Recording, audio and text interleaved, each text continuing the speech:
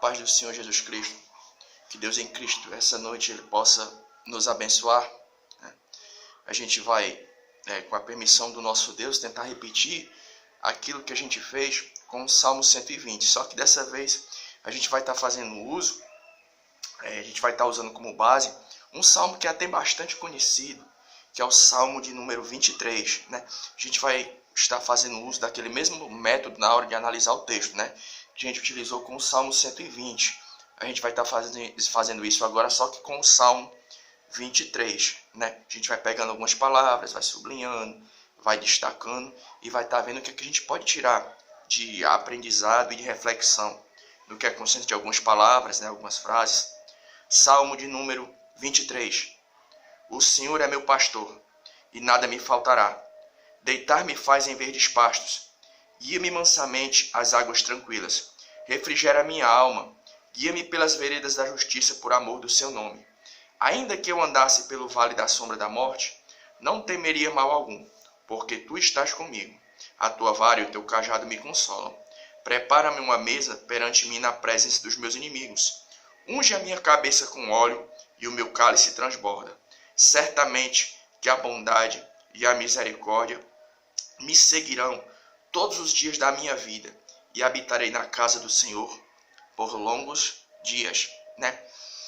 Um salmo composto por 6 versículos. A gente vai estar dando início a essa reflexão, fazendo uma rápida observação aqui no primeiro versículo do Salmo 23, que diz assim: o Senhor é o meu pastor e nada me faltará. Então, o que a gente pode já tirar como início dessa reflexão? É que o salmista ali, ele estava afirmando, de forma espiritual, da mesma maneira que uma ovelhinha, aquele animalzinho, uma ovelhinha, tinha um pastor, que vinha cuidar dela, um cuidador, alguém que vinha guiar, cuidar dela, o salmista também tinha, assim como o salmista, eu e você também temos, o Senhor nosso Deus como um pastor. Da mesma maneira que uma ovelha é cuidada por um pastor, assim também eu e você, também somos cuidados por um Deus que nos supre, que cuida da gente, que nos direciona. Mas é bacana que quando tu vai pegando a Bíblia, muitas coisas podem ser faladas a respeito de Deus como nosso pastor, como nosso guia, como aquele que cuida de mim e de você. Então, uma coisa que a gente pode falar a respeito dos cuidados que o Senhor nosso Deus tem conosco, a gente pode falar muita coisa, existe no Novo Testamento principalmente, mas a gente queria essa noite fazer referência apenas de um versículo, de uma passagem que está presente no Novo Testamento. A gente pode falar muita coisa a respeito, porque hoje nós entendemos que o pastor e bispo de nossas almas, quem é? É a pessoa do Senhor Jesus Cristo. É claro que hoje, como portadores do cânon do Novo Testamento, nós temos uma revelação mais profunda de quem é o pastor de nossas almas. Já naquele momento da história, Davi não tinha. Davi, ele estava ali naquela situação, naquele contexto do Velho Testamento, ele tinha uma visão um pouco mais limitada do que a nossa, se a gente for comparar com a gente. E a gente já tem uma visão mais avançada, dessa questão do Senhor nosso Deus como nosso guia, porque nós temos o Novo, aliás, além de nós termos o Velho Testamento, nós temos o Novo. E a gente vai estar fazendo uso aqui, de um texto presente no capítulo 10 do Evangelho de João. Evangelho de João, capítulo 10, o versículo 3. Olha aqui, A este o porteiro, Evangelho de João, viu? Capítulo 10, versículo 3. A este o porteiro abre e as ovelhas ouvem a sua voz. E chama pelo nome as suas ovelhas e atraz para fora. Esse texto aqui, o Senhor Jesus Cristo, ele está fazendo uma descrição dele mesmo como sendo o pastor, aquele que cuida das ovelhas, que no caso sou eu e você. E é legal que a gente lembra esse texto aqui, Jesus faz referência a ele mesmo como um guia, não um pastor que coloca as ovelhas dentro do aprisco, mas como um pastor que tira as ovelhas para fora do aprisco, do curral das ovelhas. Repetindo, Evangelho de João, capítulo 10, versículo 3.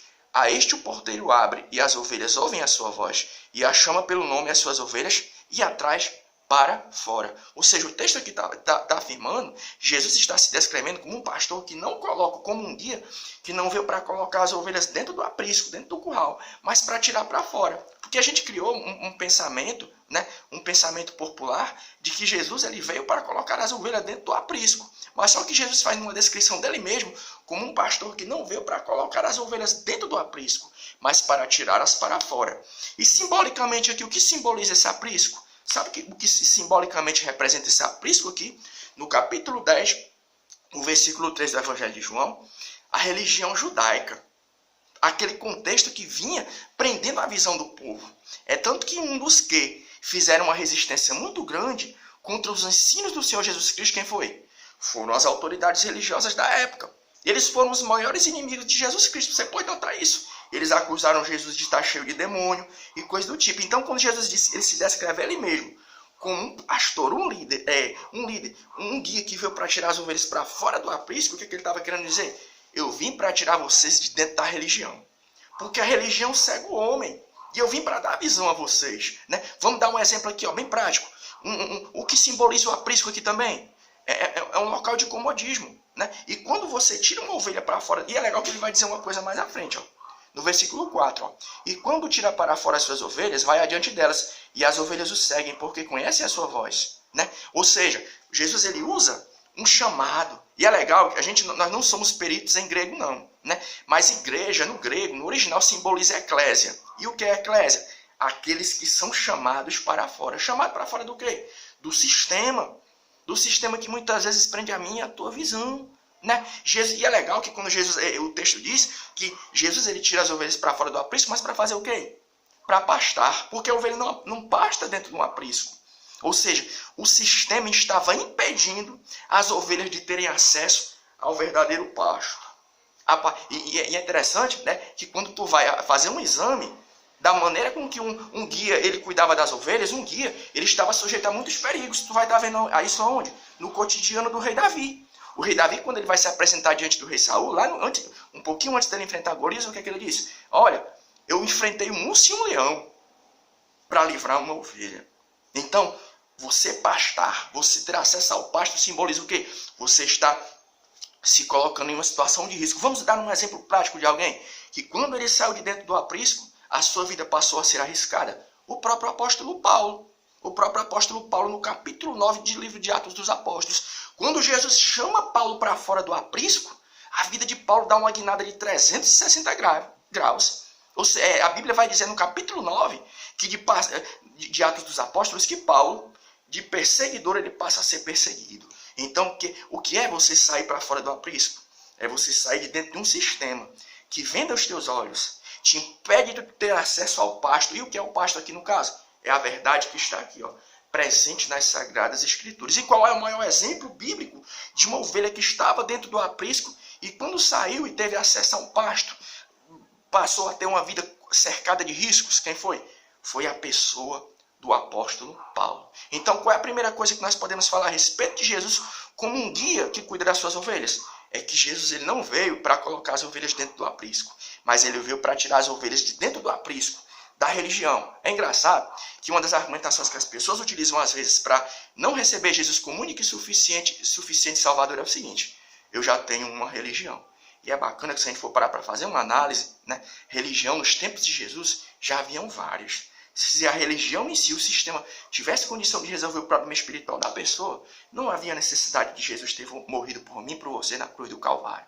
E que Deus em Cristo ele continue abençoando a nossa noite. A gente ficou aqui nessa rápida, tem muita coisa para a gente falar, né? Mas a gente queria se apegar somente a isso neste momento. Jesus ele não veio para colocar as ovelhas dentro do aprisco, mas veio para tirar para fora. Porque no caso, o aprisco aqui simboliza o quê? O sistema, a religião que muitas vezes prende a ovelha e impede a ovelha de ter acesso à pastagem. E que Deus em Cristo continue abençoando a nossa noite. Amém.